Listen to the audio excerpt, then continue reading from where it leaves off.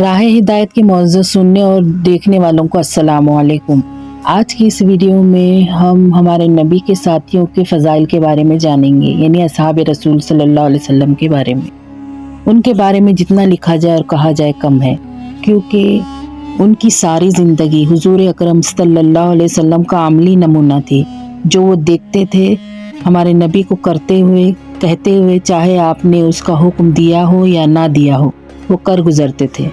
اصحاب کے معنی ساتھی کے ہیں، اور صحابہ وہ کہلائے جنہوں نے ایمان کی حالت میں نبی اکرم صلی اللہ علیہ وسلم کی صحبت اختیار کی۔ وہ ایمان پر اپنی ہر حال میں ڈٹے رہے اور ہر وقت حضور اکرم صلی اللہ علیہ وسلم کا ساتھ دیا، دین کی اشاعت میں اور جنگ و جدال میں بھی اپنے مال و جان اور اپنی اولاد کو بھی قربان کر دیا اللہ کی راہ میں۔ یہ ہے صحابہ اکرام رضوان اللہ تعالی اجمعین، تا قیامت ان کی قبروں پہ اللہ کی رحمت برستی رہے، آمین۔ ان کی شان میں قرآن کہتا ہے سورہ فتح کی آخری آیت میں، جس کا خلاصہ یہ ہے کہ محمد صلی اللہ علیہ وسلم اللہ کے رسول ہیں، جو ان کے ساتھی ہیں وہ مخالفین پر سخت ہیں اور آپس میں بہت نرم دل ہے۔ یہی مومن کی صفات ہوتی ہے، کیونکہ ایک مومن دوسرے مومن کے لیے ایک جسم کے اعضاء کی طرح ہے کہ کسی بھی حصے میں درد ہو پورا جسم تکلیف میں ہوتا ہے۔ نبی اکرم صلی اللہ علیہ وسلم کا ارشاد ہے کہ مومن ایک دوسرے کے لیے ایک دیوار کے مانند ہے۔ اس کی مضبوطی یہی ہے کہ ایک اینٹ دوسرے اینٹ کو پکڑے ہوئے ہے، ورنہ دیوار گر جائے گی۔ اور اللہ تعالیٰ اس آیت میں فرماتے ہیں کہ وہ سجدے کے ذریعے اللہ کا قرب حاصل کرتے ہیں، یعنی نماز جو کہ افضل عبادت ہے، اس کے ذریعے وہ اللہ سے جڑے رہتے ہیں۔ ان کے چہرے روشن ہیں ان کے سجدوں کی برکت کی وجہ سے، ان کی پیشانی پہ اس کے نشان نمایاں ہے، یعنی ظاہر ہے ان کی عبادت جو وہ کر رہے ہیں اس کا نور ان کے چہرے پہ نمایاں ہے۔ حضرت عثمان غنی رضی اللہ تعالیٰ عنہ کا قول ہے کہ وہ کہتے ہیں کہ جو شخص اپنے اندرونی حالات کو سدھارے، یعنی دلوں کو پاک کر لے، تو اللہ ان کے چہرے روشن کر دیتا ہے، یعنی چہرہ دل کا آئینہ ہے۔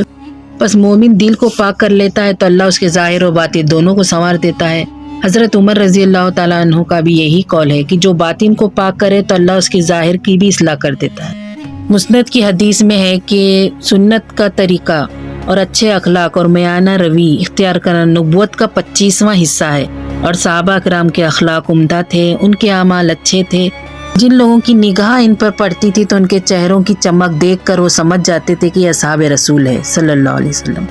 حضرت امام مالک فرماتے ہیں کہ جن صحابہ نے شام کا ملک فتح کیا تھا، جب وہ وہاں کے نصرانی ان کے چہرے دیکھتے تو بے ساختہ پکار اٹھتے، خدا کی قسم یہ حضرت عیسیٰ کے حوارین سے بھی بہتر و افضل ہے۔ اللہ تعالیٰ نے ان کا ذکر اپنی آسمانی کتابوں میں بھی، یعنی تورات و انجیل میں بھی کیا ہے۔ ابن مسعود رضی اللہ تعالیٰ عنہ کہتے ہیں کہ اگر کوئی شخص کسی شخص کی پیروی اقتدا کرنا چاہتا ہے تو اس کو چاہیے کہ وہ نبی اکرم صلی اللہ علیہ وسلم کے اصحاب کی پیروی کرے، کیونکہ اس زمین پر نہ ان کے اس سے کوئی بہتر پیدا ہوا ہے نہ ہوگا۔ وہ ہر لحاظ سے بہتر تھے، یعنی وہ دنیاوی اعتبار سے بھی بہتر تھے اور دینی اعتبار سے تو بہتر تھے ہی۔ حضور اکرم صلی اللہ علیہ وسلم فرماتے ہیں کہ میرے صحابہ کو کسی بھی معاملے میں برا مت کہو، کیونکہ کوئی شخص احد پہاڑ کے برابر بھی سونا اللہ کی راہ میں صدقہ کر دے، وہ میرے اصحاب کے ایک مد صدقے کے برابر بھی نہیں ہے۔ اللہ اکبر۔ مسلم شریف میں حدیث ہے جس کے راوی ابو ہریرہ رضی اللہ تعالیٰ عنہ ہیں، وہ کہتے ہیں کہ آپ صلی اللہ علیہ وسلم نے اپنا سر آسمان کی طرف کیا، اور غالباً آپ ایسا کیا کرتے تھے وحی کے انتظار میں، اور فرمایا کہ میں اپنے اصحاب کے لیے امن کا سبب ہوں، پھر میرے جانے کے بعد آسمان سے وہ چیز آئے گی جس کا وعدہ کیا گیا تھا، یعنی فساد، خوریزی، اور میرے اصحاب میری امت کے لیے امن کا سبب ہے۔ جب میرے اصحاب چلے جائیں گے تو میری امت پر وہ چیز نازل ہوگی جس کا وعدہ کیا گیا، یعنی خیر کا خاتمہ اور ہر طرف برائی۔ اسی طرح آپ صلی اللہ علیہ وسلم کا فرمان ہے، میری امت کے بہترین لوگ وہ ہیں جو اس زمانے کے ہیں، یعنی میرے اصحاب، اس کے بعد وہ ہوں گے جو ان سے لگے ہوئے پیوستہ متصل ہے، اس کے بعد وہ لوگ ہوں گے جو میرے اصحاب سے متصل ہوں گے، یعنی میرے اصحاب کے بعد آئیں گے، پھر اس کے بعد وہ لوگ ہوں گے جو ان سے متصل ہے، پھر اس کے بعد جھوٹ پھیل جائے گا، برائی پھیلے گی، لوگ بے وجہ جھوٹی گواہی دیں گے، حالانکہ ان سے کہا نہ جائے گا گواہی دینے۔ اسی لیے جو بھی جنت کا خواہش مند ہو اس کو چاہیے کہ جماعت کو لازم پکڑے، کیونکہ جو جماعت سے الگ ہو جائے گا شیطان اس پر حاوی ہو جائے گا۔ شرح سنہ میں حدیث ہے جس کے راوی انس رضی اللہ تعالیٰ عنہ کہتے ہیں کہ نبی اکرم صلی اللہ علیہ وسلم نے فرمایا کہ میرے اصحاب جو ہے وہ کھانے میں نمک کی طرح ہے، کھانا اس وقت تک ذائقہ نہیں دیتا جب تک کہ اس میں نمک نہ ڈالا جائے، کیا مثال ہے۔ حسن بصری رحمہ اللہ فرماتے ہیں کہ یہ حدیث سن کر انہوں نے کہا جب نمک ہی چلا گیا تو ہم کس طرح اپنے کھانے کو ذائقہ دار بنائیں۔ اسی لیے نبی اکرم صلی اللہ علیہ وسلم کا فرمان ہے کہ تم میرے صحابہ کو برا نہ کہو، جب تم دیکھو گے کہ کوئی برا کہہ رہا ہے تو تم کہو کہ اللہ کی لعنت ہو تجھ پر اور تیرے اس فعل پر جو تو یہ کر رہا ہے۔